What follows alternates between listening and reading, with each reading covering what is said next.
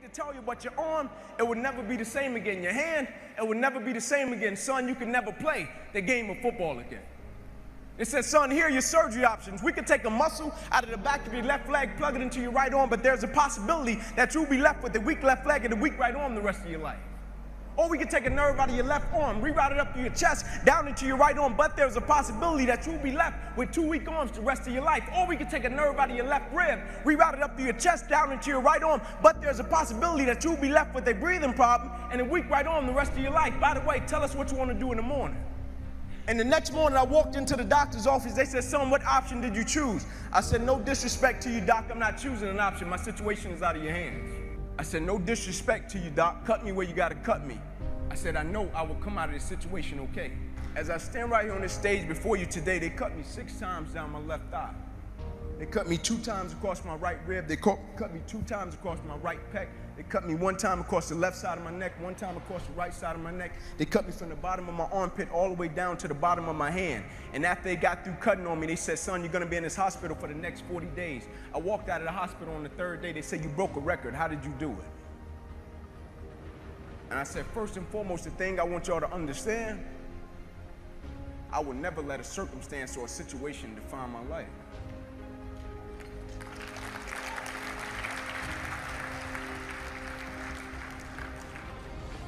But most importantly, you know what I had invested?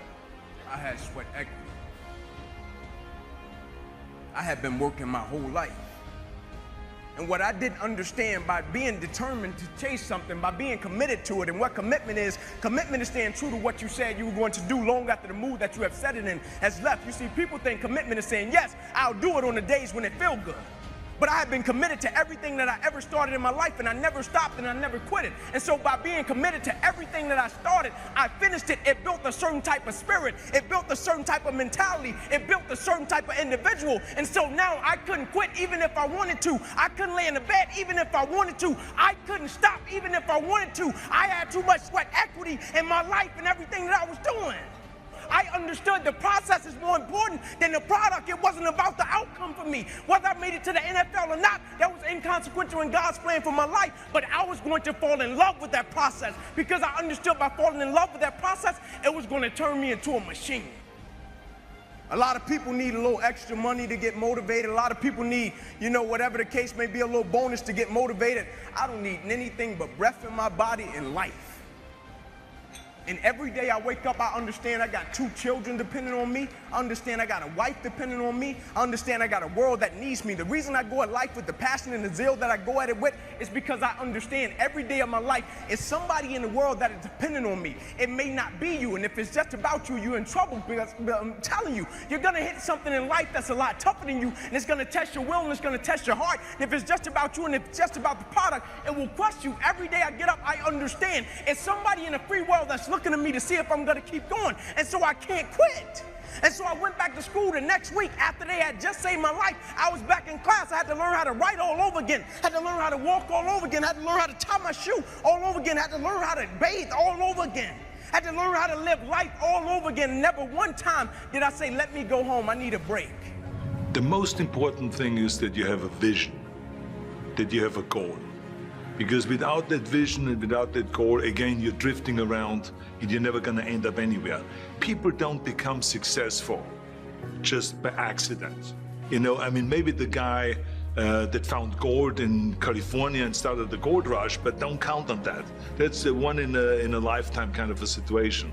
So you got to really have a specific goal. And to me, to have that vision that I want to be Mr. Universe, that I want to be the greatest bodybuilder of all time, that was a great vision, and that specifically to look like Reg Park and to be up there on that stage and to lift the trophy overhead and to win the championship over and over and over again. So that was a great goal.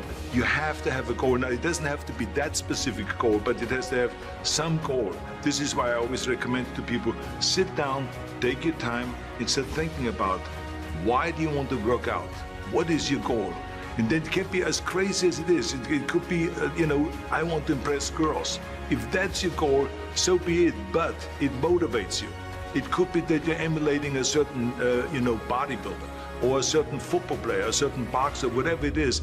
Have those pictures put all over the wall like I did when I was a kid. I put pictures of Reg Park and of Sonny Liston, of boxers and of Ali and of powerlifters and weightlifters all over my bedroom, wall, so that every day when I go to sleep, every day when I wake up, I look at those pictures and they motivate me. You need that motivation, and then therefore you have this kind of imprint in front of you all the time, and you know exactly what you're chasing. This is why I always smiled when I was in the gym. People always came up to me and says, why are you smiling? You're working out 5 hours a day. You're doing the same as the other guys, but the other guys have a sour face. They're pissed off that they have to do another rep or another set or something. I looked forward to another 1,000 reps of sit-ups. I looked forward to another 500 pounds of leg press or squat. I looked forward to doing more and more curls until my arms fall off. Why? Because I knew that every rep that I did and every set that I did and more weights that I lifted, I get one step closer to turning that vision into reality. So I was turned on by that. I was excited. I couldn't wait to get to the gym. But the key thing again is have the clear vision. I tell you that I was a perfect example of someone that was not confident at all. I mean, when I was a kid, I was just like any other kid. I had my hang-ups and problems and all this. But when I joined the weightlifting club and I won my first little trophy, and then we went to another meet and I won another little trophy, I started feeling like somebody. Little victories add up, and that is what gives you then ultimately confidence. If you don't have a specific plan, then you wander around. I mean, you can have, as I've told you many times, the best ship or the best plane in the world, but if you don't have a specific goal where you want to go and when you want to get there, you just drift around and you never get anywhere. So this is why it is so important to create that urgency and have a specific time when you want to be in shape. Everyone has a problem with time, but the day has 24 hours. And we sleep 6.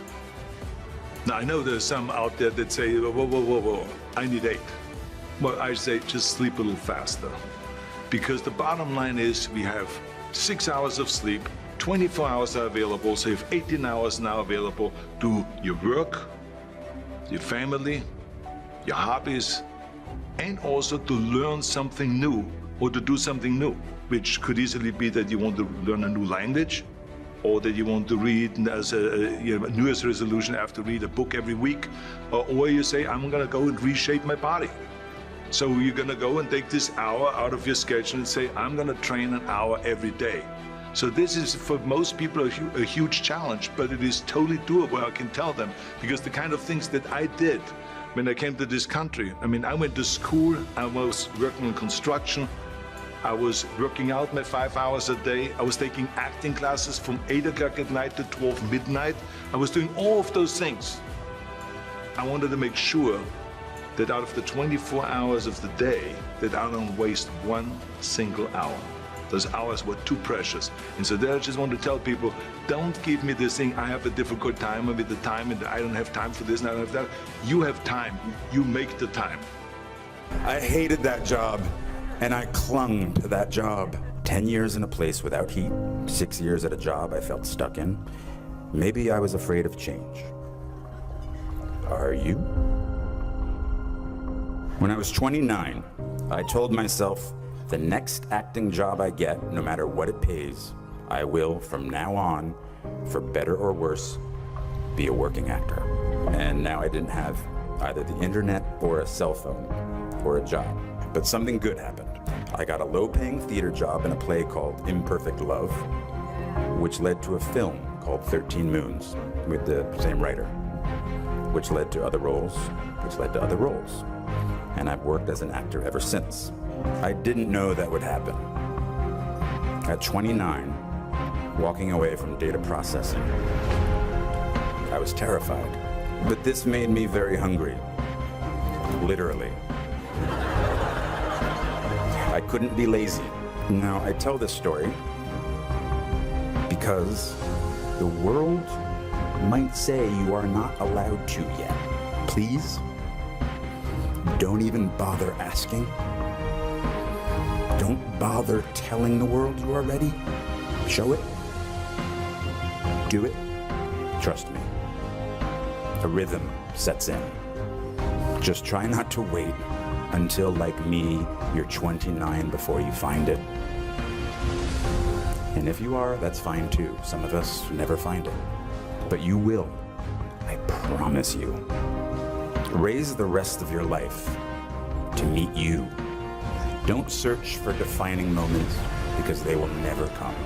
The moments that define you have already happened, and they will already happen again. Don't wait until they tell you you are ready. Get in there. I waited a long time out in the world before I gave myself permission to fail. What did Beckett say? Ever tried, ever failed.